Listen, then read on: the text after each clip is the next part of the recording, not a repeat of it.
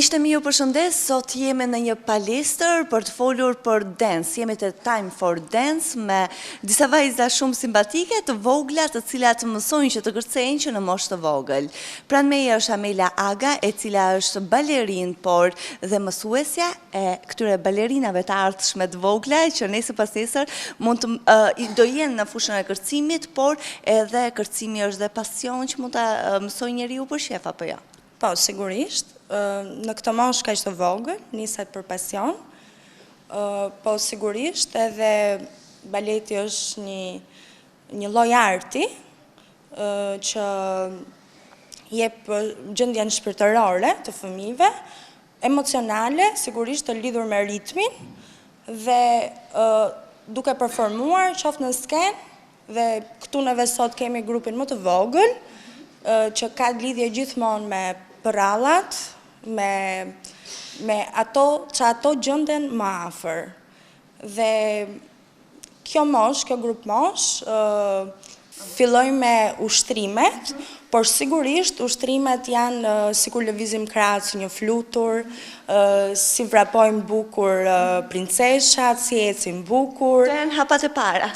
Këto janë hapat e para të kësaj lloj grup moshe.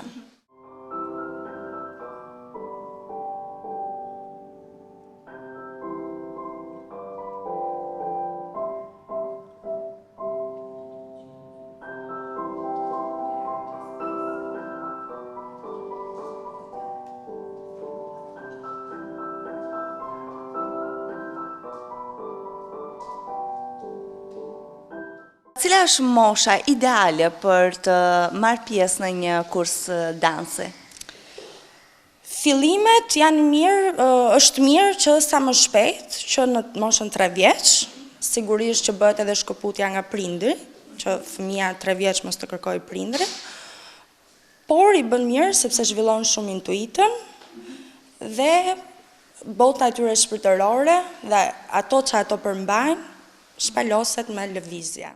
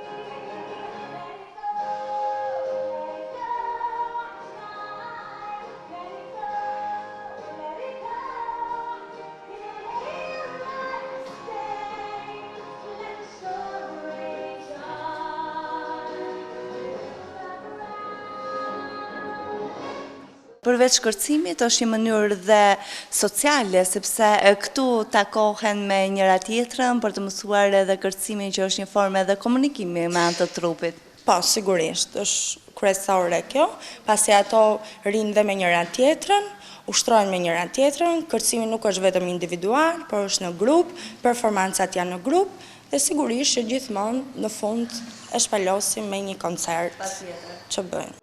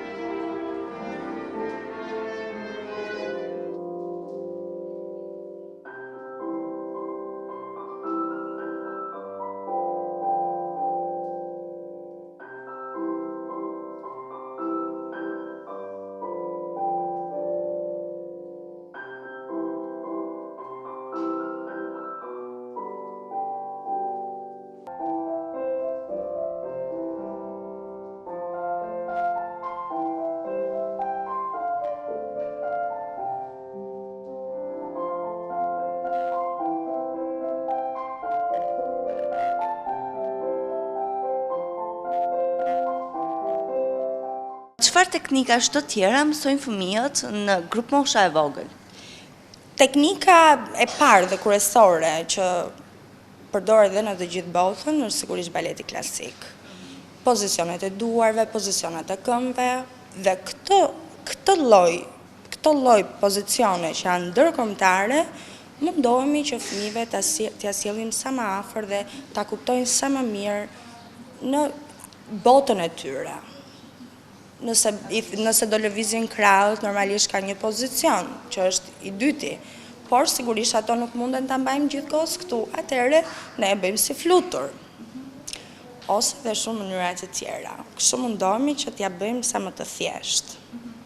Do doja të dija në këtë kohë që jemi, pasi baleti tek fëmijët po gjendet dhe besoj po zhvillohet akoma më shumë dhe prindrit pothuajse janë sensibilizuar që të sjellin fëmijët e tyre që të fillojnë me hapat e para në një fushë të caktuar që ata të zbulojnë talentin. Edhe baleti hyn në pjesën e zbulimit të talentit të një fëmije? Po, dhe baleti, prindrit dhe mësueset e tjerë të zakonshëm janë mësuar dhe edukuar që baleti të zhvillon, të jep elasticitet, jo vetëm për të bërë profesionist, por dhe për të mbajtur trupin tënd në formë, për të mësuar qëndrimin, për të mësuar intuitën, për të mësuar kërcimin, që ne në fund fare këto fëmijë nesër do rriten, çdo festë që do bëjnë, sigurisht që e kanë me kërcim. Që është përveç të baletit klasik, sigurisht që janë edhe kërcimet e tjera.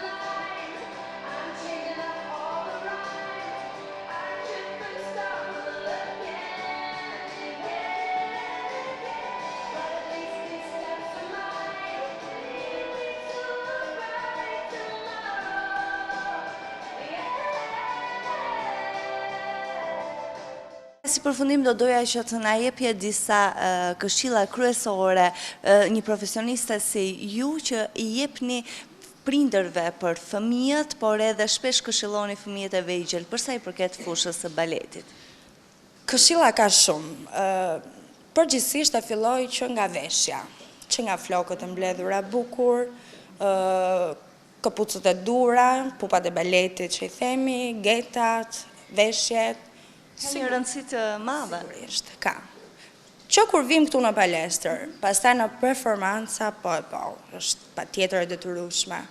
Këtu fillojnë këshillat e para. Pastaj fillojmë në dietë. Këto janë tepër të vogla për të mbajtur dietë, por sigurisht duke i minimizuar pak gjërat me brumra, gjërat e tepërta, që sot fëmijët i kanë bërë shumë të zakonshme. Sigurisht, pastaj futemi dhe tek ushtrimet, që dhe ke fëmijë që mund të kenë probleme me shpinën, mund të kenë probleme të ndryshme, dhe sigurisht që prindrit gjithmonë këshillohen me mua. Që të mësojnë, që të bëjnë edhe ato afër këtij zhanri. Besoj se ju keni vendosur disa rregulla në palestrën tuaj tek fëmijët që duhet i respektojnë. Po, siç e thash dhe më përpara, veshja është kryesore, orari gjithmonë 10 minuta përpara, ka nxemje dhe pastaj ka zhvillim mësimor. Amelia, unë të falenderoj, ne do të ndjekim disa momente shumë të këndshme me vajzat e vogla që do të performojnë një pjesë, çka ato kanë mësuar gjatë orëve të tyre me ju. Të falenderoj. Ju falenderoj edhe unë juve.